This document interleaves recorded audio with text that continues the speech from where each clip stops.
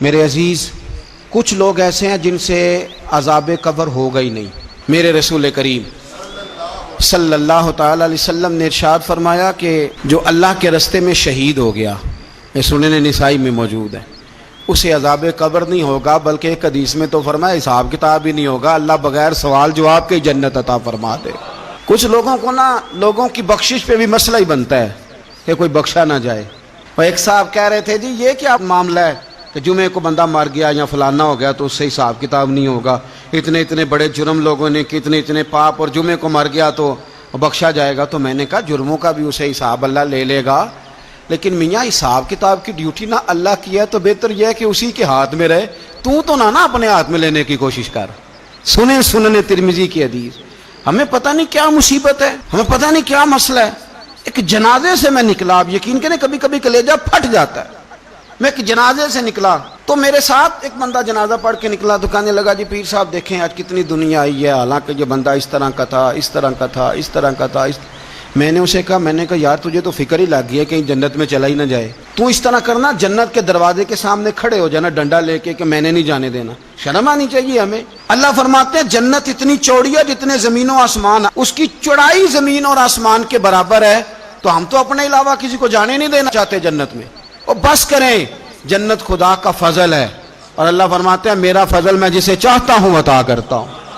یہ سنن ترمذی کی حدیث، اور اس کے راوی حضرت عبداللہ ابن عمر رضی اللہ تعالیٰ عنہ، نبی پاک علیہ السلام نے فرمایا جو مسلمان جمعے کے دن یا جمعے کی رات کو فوت ہو اس کو اللہ تعالیٰ قبر کی آزمائش سے محفوظ رکھتا ہے۔ جو جمعے کی رات فوت ہو جائے یا جمعے والے، یعنی جمعے رات اور جمعے کی درمیانی رات چلا جائے یا جمعے والے، تو اللہ اسے عذاب قبر سے، تو میرے عزیز جو بندہ شہید ہو اس سے عذاب قبر نہیں ہوتا، جو آدمی جمعے کے دن یا جمعے کی رات چلا جائے اسے بھی عذاب قبر نہیں ہوتا۔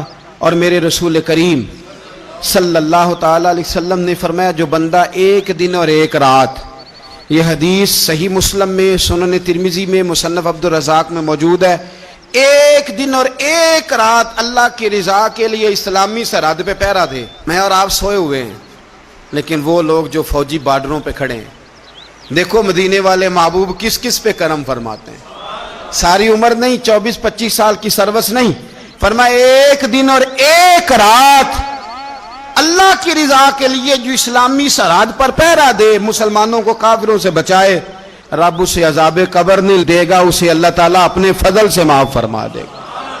ایک رات اور ایک، آپ کیا سمجھتے ہیں کہ ان فوجیوں کی کوئی چھوٹی شان ہے، ان کا کوئی چھوٹا مرتبہ ہے؟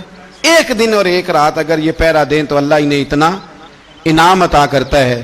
اسی طرح سن لو، یہ ذرا غور سے سننا، ابن ماجہ کی حدیث، اور اس کے علاوہ مسند ابو یعلا میں موجود حدیث کے راوی حضرت ابو ہریرہ رضی اللہ تعالی عنہ، حضور صلی اللہ تعالی علیہ وسلم نے فرمایا جو شخص بیماری سے فوت ہوا، قربان جاؤں میرے محبوب نے بیماری کا نام ہی نہیں لیا، فرمایا کوئی بھی بیماری ہو، فرمایا جو آدمی بیماری سے فوت ہوا اللہ اسے شہادت کی موت عطا فرمائے گا، اور وہ عذاب قبر سے اور قبر کے امتحان سے بھی محفوظ رہے گا، اور حضور فرماتے ہیں اس کو صبح اور شام جنت کے باغوں میں سے رزق دیا جائے گا۔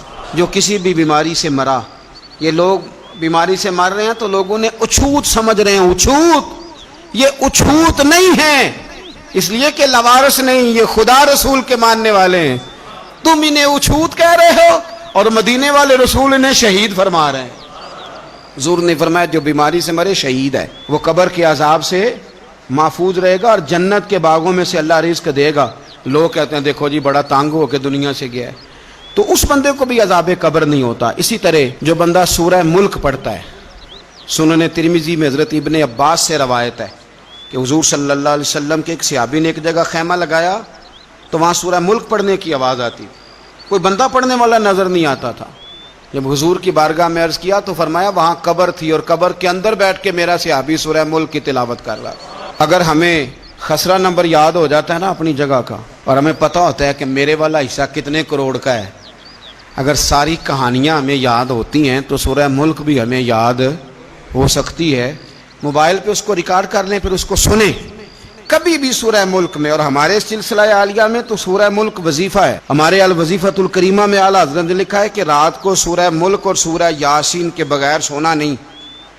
سورہ ملک اتنی شاندار صورت ہے کہ نبی پاک صلی اللہ علیہ وسلم نے فرمایا یہ قیامت کے دن اللہ کی بارگاہ میں ناز سے جھگڑا کرے گی اور کہے گی اے اللہ، یہاں تو میرے پڑھنے والے کو جنت عطا فرما یا مجھے قرآن پاک سے علیحدہ کر دے۔